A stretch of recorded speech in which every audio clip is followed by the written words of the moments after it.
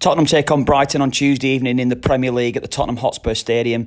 Tottenham with back-to-back defeats against Manchester City. The most recent one in the Premier League at the weekend was a bit of a low-key affair, really, particularly after that incredible game last week in the Champions League in which they put City out.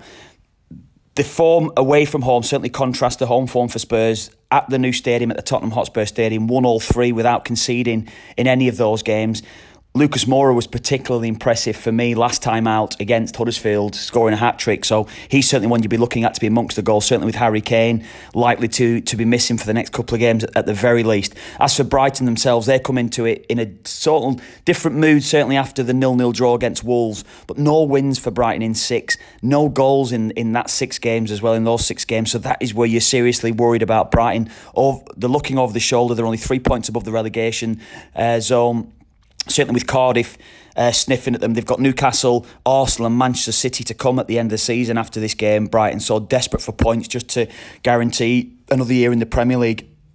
I think Tottenham's home certainly suggests to me that they'll win this. Tottenham to win to 0 is certainly the bet that I'd be fancying this one. Certainly with the lack of goals that Brighton have been